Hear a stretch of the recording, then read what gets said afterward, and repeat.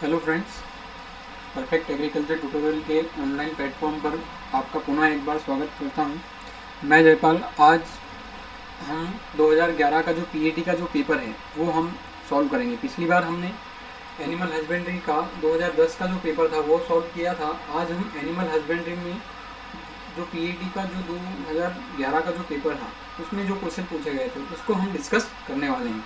चलिए शुरू करते हैं। तो जैसा कि आपकी स्क्रीन पर दिख रहा होगा, पहला क्वेश्चन, ट्रक रेलवे के वैगन में पशुओं को ले जाने हेतु प्रति पशु औसत स्थान की आवश्यकता होती है। द एवरेज स्पेस रिक्वायर्ड पर animal in truck railway wagon transportation on animal is.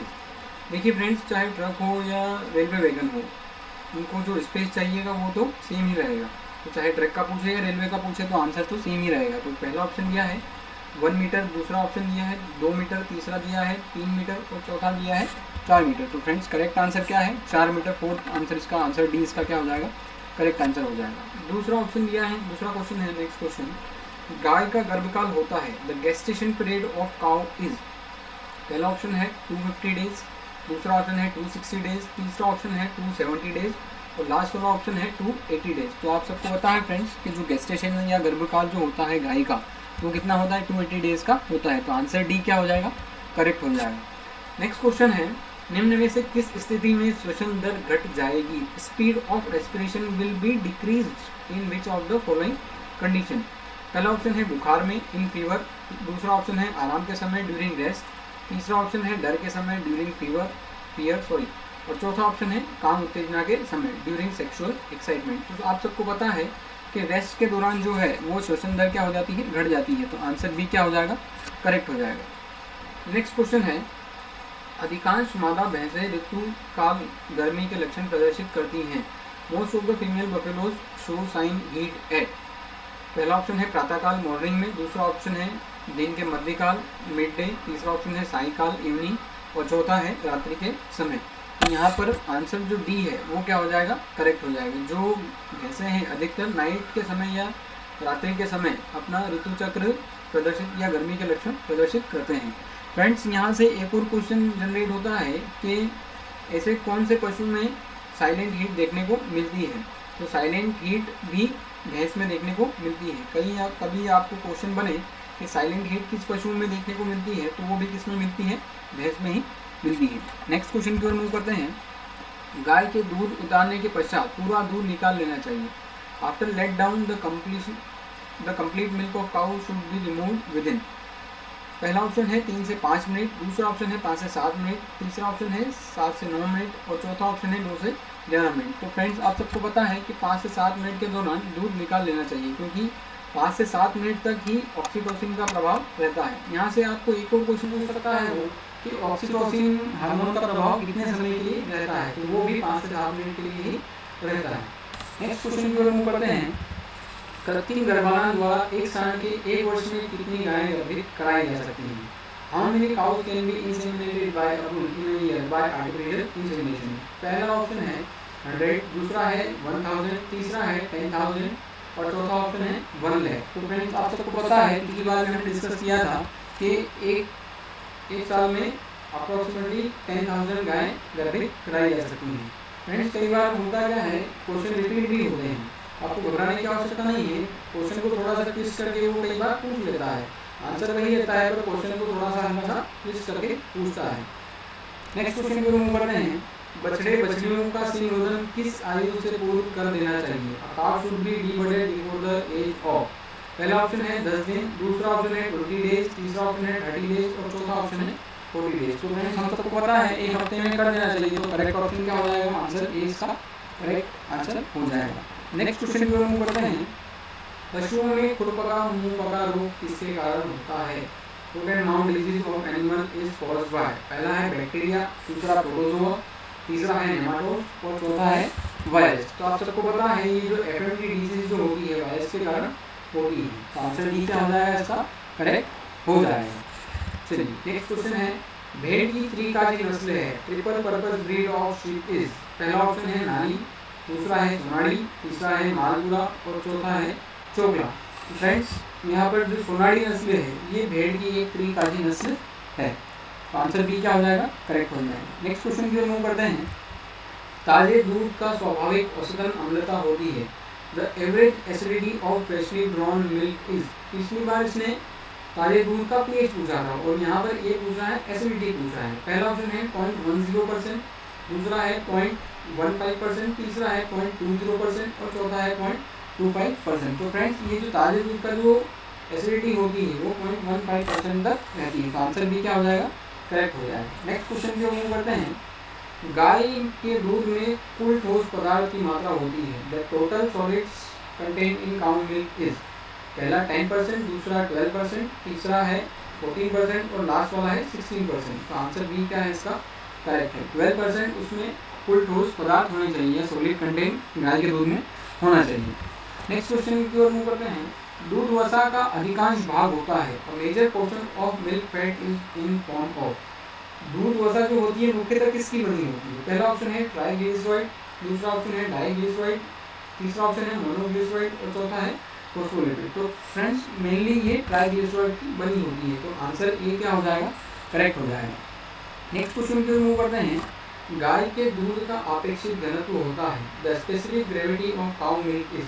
पहला ऑप्शन है 1.0122 to 1.014, दूसरा ऑप्शन है 1.0202 to 1.022, तीसरा ऑप्शन है 1.0282 to 1.030 और लास्ट वाला जो ऑप्शन है 1.036 to 1.038। तो फ्रेंड्स यहाँ पर जो आंसर सी है वो क्या हो जाएगा, करेक्ट हो जाएगा। स्पेसिफिक ग्रेविटी की किसके बीच में वेरी करती है, 1.020 से 1.030 के बीच में वेरी करती है।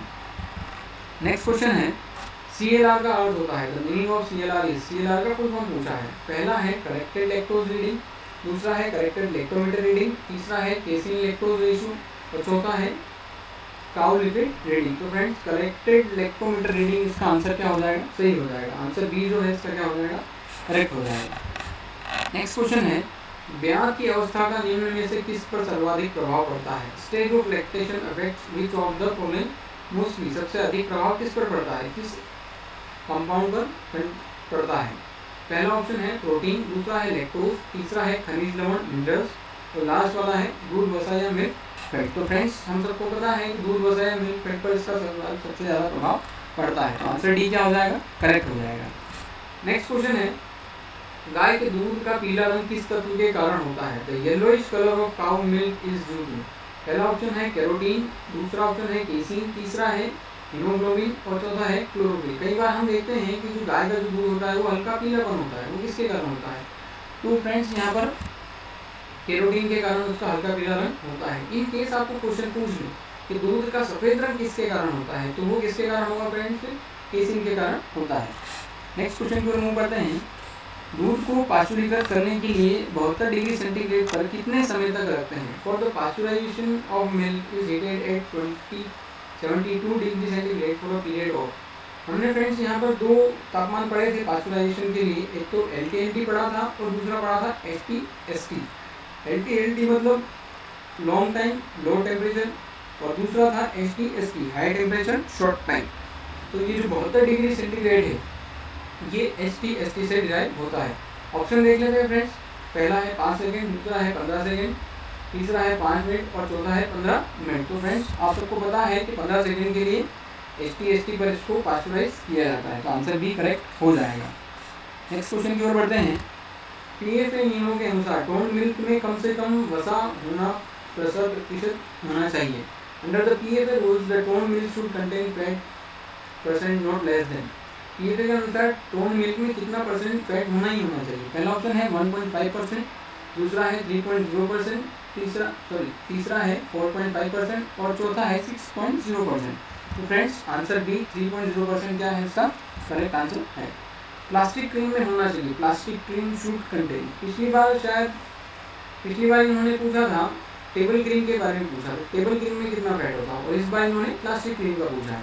पहला है 10 से 20% दूध वसा का 10 to 20% मिल्क फैट, दूसरा है 25 to 45% मिल्क फैट, तीसरा है 45 to 65% मिल्क फैट और लास्ट वाला जो है इसको थोड़ा करेक्ट कर लें आप 65 to 85% मिल्क फैट।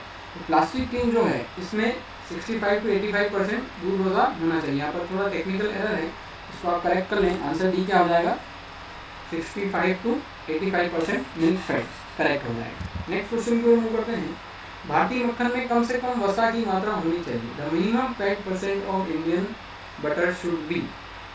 पहला ऑप्शन है 60%, दूसरा है 70%, तीसरा है 80% और चौथा है 90%। तो जो फ्रेंड सी वाला जो आंसर है वो क्या हो जाएगा, करेक्ट हो जाएगा। नेक्स्ट क्वेश्चन है, मुर्गी की किस भारतीय नस्ल को भारतीय खेल पक्षी कहा जाता है? Which breed of poultry is called Indian game fowl? पहला है कड़कनाथ, दूसरा है असील, तीसरा है कोचिन और लास्ट वाला है ब्रह्मा। तो आप सबको पता है कि जो असील जो है ब्रीड वो भारतीय खेल पक्षी के नाम से भी जानी जाती है, इंडियन गेम फाउल भी इसे कहा जाता है। नेक्स्ट क्वेश्चन है, मुर्गी की प्रसिद्ध अंडा उत्पादन करने वाली नस्ल है। The popular egg producing breed of poultry is. पहला ऑप्शन है लेगहॉर्न, दूसरा है रोड आइलैंड रेड, तीसरा है ऑस्ट्रोलॉग और चौथा है प्लायमाउथ रॉक। फ्रेंड आप सबको पता है व्हाइट लेगहॉर्न को व्हाइट लेगहॉर्न जो बोला जाता है वो सबसे ज़्यादा अंडा उत्पादन करने वाली मुर्गी की नस्ल है। नेक्स्ट क्वेश्चन है, मुर्गी के अंडे का उद्भवन अवधि है। The incubation period of chicken egg is.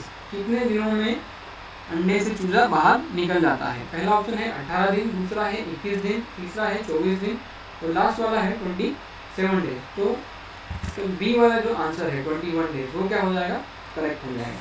Next question है, मुर्गी के अंडे के उद्भवन हेतु उद्भवन का तापमान रहना चाहिए। For incubation of chicken egg the temperature of incubation should remain.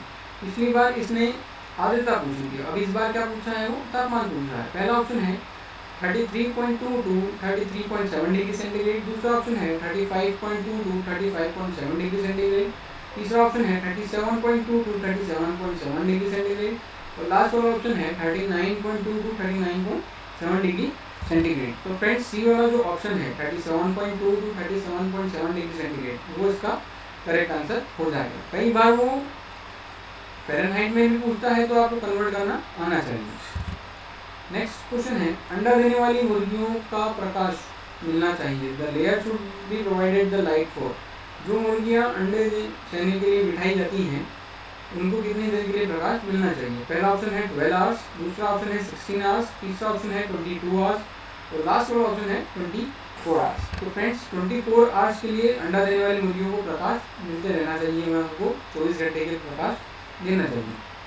Next question की ओर बढ़ते हैं। मांस वाले चूजों की प्रारंभिक दाने बॉयलर स्टार्टर में कच्ची प्रोटीन होनी चाहिए। Good protein contain of boiler starter feed should be. देखिए फ्रेंड्स, चूजे दो उद्देश्यों के लिए पाले जाते हैं, एक तो मांस के लिए और एक अंडों के लिए। तो यहाँ पर उन चूजों की बात की जा रही है जिनको मांस के लिए पाला जाता है। पहला है 18%, दूसरा है 20%, तीसरा है 22% और चौथा है 24%। तो जो आंसर डी है 24% वो क्या हो जाएगा, करेक्ट हो जाएगा। नेक्स्ट क्वेश्चन है, निम्नलिखित में से किस दाने में उपापचयी ऊर्जा सर्वाधिक होनी चाहिए? Which poultry feed contains the highest amount of metabolism energy? पहला ऑप्शन है चिक स्टार्टर, दूसरा है वृद्धिरत कठोर ग्रोवर पुलेट, तीसरा है अंडा देने वाली मुर्गी लेयर और चौथा है बॉयलर फिनिशर। तो फ्रेंड्स जो सी वाला जो ऑप्शन है अंडा देने वाली मुर्गी, उनमें उपापचयी ऊर्जा सर्वाधिक होती है। जो अंडा देने वाली मुर्गियाँ होती हैं अपने खाने को कम समय में जल्दी से जल्दी पचा लेती हैं। नेक्स्ट क्वेश्चन है, हल्की प्रजाति की वयस्क मुर्गी को फर्श पर कितने स्थान की आवश्यकता होती है? पिछली बार इसने चूजे के लिए पूछा था और इस बार अब ये मुर्गियों के लिए पूछा है। Floor space required for an adult bird of light breed is. पहला ऑप्शन है 1900 to 2200 सेंटीमीटर स्क्वायर, दूसरा है 2500 to 2800 सेंटीमीटर स्क्वायर, तीसरा है 3100 to 3400 सेंटीमीटर स्क्वायर और चौथा है 3700 to 4000 सेंटीमीटर स्क्वायर। तो फ्रेंड्स आंसर जो बी वाला है इसका करेक्ट हो जाएगा। नेक्स्ट क्वेश्चन की ओर बढ़ते हैं। न्यूकैसल रोग का दूसरा नाम है। The Newcastle disease is also known as. पहला है रानीखेत, दूसरा है गंबारी रोग, तीसरा है मुर्गी का चेचक फाउल पॉक्स और चौथा है मेरेक्स रोग या मेरेक्स डिजीज। तो ये जो न्यूकैसल रोग है ये रानीखेत का दूसरा नाम है। तो आंसर जो ए है वो क्या हो जाएगा, करेक्ट हो जाएगा। चलिए नेक्स्ट क्वेश्चन देखते हैं।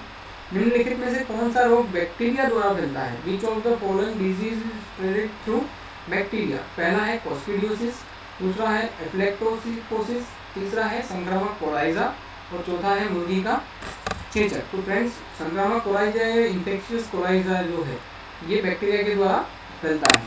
नेक्स्ट क्वेश्चन देखते हैं, भारत विश्व में सबसे बड़ा दूध उत्पादन देश है।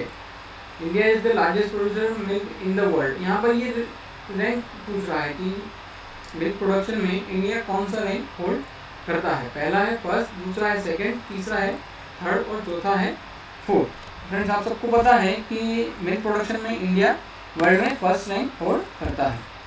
नेक्स्ट क्वेश्चन है, निम्न में से संसार की कुल भैंसों की संख्या का कितने प्रतिशत भारत में पाया जाता है। Which of the following percentage India has the total buffalo population of the world. तो फ्रेंड्स आप सबको पता है कि ये जो डाटा है 2011 के हिसाब से है। अब जो डाटा है वो थोड़ा डिफर है, चलिए देखते हैं। पहला ऑप्शन है 31%, दूसरा है 41%, तीसरा है 51% और चौथा है 61%। तो यहाँ पर उस अकॉर्डिंग आंसर सी होगा, पर अब के अकॉर्डिंग जो आंसर है वो क्या हो जाएगा, डी हो जाएगा फ्रेंड्स। नेक्स्ट क्वेश्चन है, गाय भैंस के ब्याने के कितने सप्ताह बाद उच्चतम दूध उत्पादन प्राप्त होता है। इन cow buffalo the peak milk is obtained in how many weeks after pasteurisation. मतलब ब्याने के कितने समय बाद वो अपने ब्याज का सबसे ज़्यादा दूध उत्पादन करती है। पहला ऑप्शन है 1 से 4 हफ्ते, दूसरा है 4 से 8 हफ्ते, तीसरा है 8 से 12 हफ्ते और लास्ट वाला है 12 से 16 हफ्ते। तो फ्रेंड्स आंसर जो बी है 4 से 8 हफ्ते बाद वो सबसे ज़्यादा सर्वाधिक अपने ब्याज का दूध उत्पादन करती है। अगर जो महीनों में पूछे तो ये कितना हो जाएगा, 1 से 2 महीने बाद। नेक्स्ट क्वेश्चन देखते हैं, नवजात बछड़े को उसके शरीर भार का कितना प्रतिशत खींच खिलाना चाहिए। Newly born cow should be fed how much percentage of portion of its body weight. पिछली बार जो उन्होंने पूछा था उन्होंने भार देकर मात्रा पूछी थी, इस बार पूछा है उन्होंने परसेंटेज ही डायरेक्ट पूछ लिया है। पहला ऑप्शन है 5%, दूसरा है 10%, तीसरा है 15% और चौथा है 20%। तो आप सबको पता है कि 10% इसका करेक्ट आंसर है। आंसर बी क्या हो जाएगा, करेक्ट हो जाएगा। नेक्स्ट क्वेश्चन की ओर मूव करते हैं, भारतीय गो पशुओं की परिभाषित नस्लों की संख्या है। The number of well defined indigenous cattle breed in India. और फ्रेंड्स हम बार बार यही डिस्कस करते आ रहे हैं कि जो डाटा है वो 2011 के अकॉर्डिंग है, पर इस 2020 के अकॉर्डिंग जो डाटा है थोड़ा सा वेरी करता है। पहला ऑप्शन उसने दिया था 20, दूसरा 24, तीसरा दिया था 28 और चौथा ऑप्शन दिया था इसमें 32।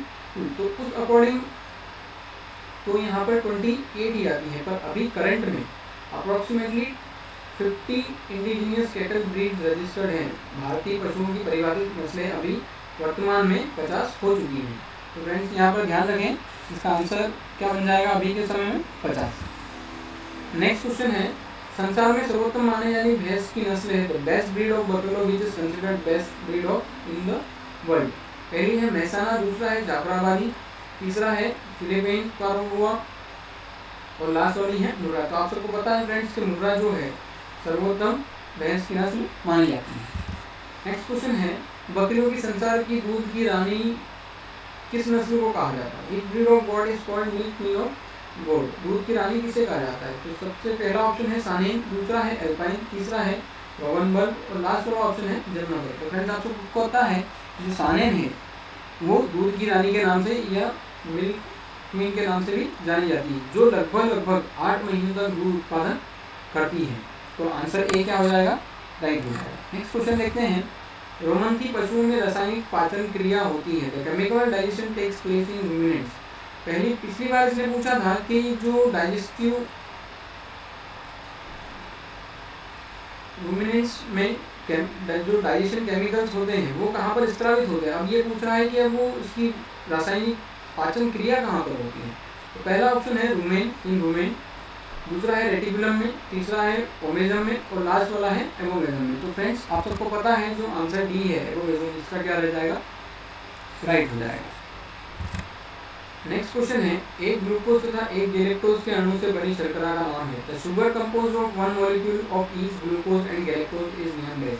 पहला ऑप्शन है सुक्रोज, दूसरा है लैक्टोज, तीसरा है मैग्नोज और लास्ट वाला है ग्लाइकोजन। तो फ्रेंड्स आप सबको पता है जो लैक्टोज है जिसे हम दूध शर्करा भी कहते हैं वो किसकी बनती है, एक एटम ग्लूकोज की बनती है और एक एटम गैलेक्टोज की बनती है। तो आंसर बी क्या हो जाएगा, करेक्ट हो जाएगा। नेक्स्ट क्वेश्चन की ओर बढ़ते हैं, दुग्ध ज्वर रोग किस खनिज तत्व की कमी से होता है। Milk fever disease is due to deficiency of which mineral element. पहला ऑप्शन है कैल्शियम, दूसरा है फास्फोरस, तीसरा है सोडियम और चौथा है तांबा या कोबाल्ट। तो फ्रेंड्स आप सबको पता है कि कैल्शियम की वजह से दुग्ध ज्वर या मिल्क फीवर होता है, तो आंसर ए क्या हो जाएगा, करेक्ट हो जाएगा। नेक्स्ट क्वेश्चन की ओर बढ़ते हैं। दूध देने वाली गाय के राबिन या दाने के मिश्रण में पाच्य प्रोटीन का प्रतिशत होना चाहिए। In the concentrate mixture of a lactating cow the digestible crude protein should be. पहला ऑप्शन है 8 से 10%, दूसरा है 12 से 14%, तीसरा है 16 से 18% और चौथा है 20 से 22%। तो फ्रेंड्स आंसर जो सी है 16 से 18% वो क्या हो जाएगा यहाँ पर, करेक्ट हो जाएगा। नेक्स्ट क्वेश्चन की ओर बढ़ते हैं। अच्छा साइलेज बनाने हेतु हरे चारे में शुष्क पदार्थ का प्रतिशत होना चाहिए। पिछली बार इसने क्रॉप पूछा था, अब क्या पूछ रहा है, ये शुष्क पदार्थ की मात्रा या ड्राई मैटर का अमाउंट पूछ रहा है। पहला ऑप्शन है 20 से 25%, दूसरा है 25 से 30%, तीसरा है 30 से 35% और लास्ट वाला है 35 से 40%। तो आंसर डी जो है वो क्या हो जाएगा यहाँ पर, करेक्ट हो जाएगा। नेक्स्ट क्वेश्चन है, निम्न में से कौन सा चारा दूध उत्पादन के लिए सर्वोत्तम है। which one is the best fodder for milk production in the foreign। पहला है बरसीम, दूसरा है मक्का बेस, तीसरा है जो बावले और लास्ट है नेपियर ग्रास। तो आप सबको पता है जो बरसीम है वो सबसे सर्वोत्तम माना जाता है। नेक्स्ट क्वेश्चन है, रोमंथी पशुओं को यूरिया किस पोषण तत्व की पूर्ति हेतु खिलाया जाता है। Urea feeding in ruminants is done to supply which nutritive element.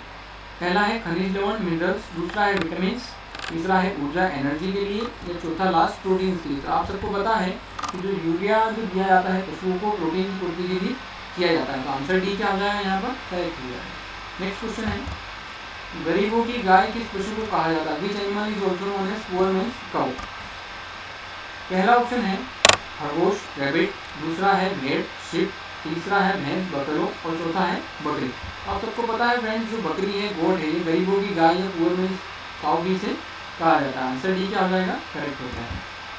Next question है, मोहेयर निम्न में से किस पशु से उत्पादित होता है। Which one of the following animals produces mohair. Mohair fine quality का वूल होता है, वो किससे मिलता है। पहला ऑप्शन है भेड़ शिप, दूसरा ऑप्शन है बकरी गोट, तीसरा ऑप्शन है खरगोश रैबिट या चौथा ऑप्शन है ऊँट। तो फ्रेंड्स आप सबको पता है जो मोहेयर है बकरी से मिलता है या गोट से मिलता है। तो आंसर भी यहाँ पर करेक्ट हो जाएगा। नेक्स्ट कुछ ऑप्शन है, भारतीय बकरियों को शुष्काहार की आवश्यकता उनके शरीर भार की कितने प्रतिशत होती है। The percent dry matter requirement for Indian goats of their body weight is. पहला ऑप्शन है 2 to 3%, दूसरा ऑप्शन है 3 to 4%, तीसरा ऑप्शन है 4 to 5% और लास्ट ऑप्शन है 5 to 6%। तो फ्रेंड्स आंसर सी क्या हो जाएगा, करेक्ट हो जाएगा। 4 to 5% उनको शुष्क आहार या ड्राई मैटर की रिक्वायरमेंट होती है। नेक्स्ट क्वेश्चन देखते हैं, रोमंथी पशुओं के राबित दाने में मिश्रण में कितने प्रतिशत यूरिया आपूर्ति की संस्तुति भारतीय मानक ब्यूरो द्वारा की गई है।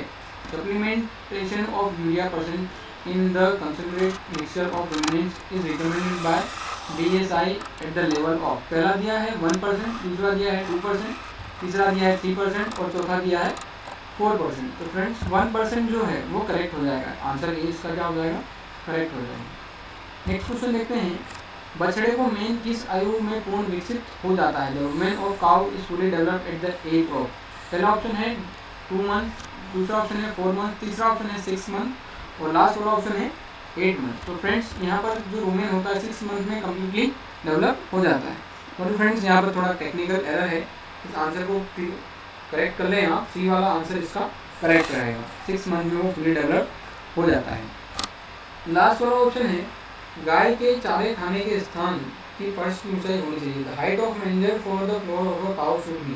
पहला ऑप्शन है 35 सेंटीमीटर, दूसरा ऑप्शन है 55 सेंटीमीटर, तीसरा ऑप्शन है 75 सेंटीमीटर और लास्ट वाला ऑप्शन है 95 सेंटीमीटर। फ्रेंड्स आंसर जो इसका सी है वो क्या हो जाएगा, करेक्ट हो जाएगा। चलिए फ्रेंड्स ये थे 2011 के जो PET में पूछे गए पेपर के पशुपालन के जो टॉपिक के जो क्वेश्चन थे वो आज हमने डिस्कस किए। अगली बार नए टेस्ट पेपर के साथ हम उपस्थित होंगे। तब तक के लिए आप सॉल्व कीजिए, आप प्रैक्टिस कीजिए और जो भी आपको डिफिकल्टीज आती हैं वो हमें कमेंट बॉक्स में ज़रूर बताएं। तब तक के लिए goodbye, take care, have a nice day.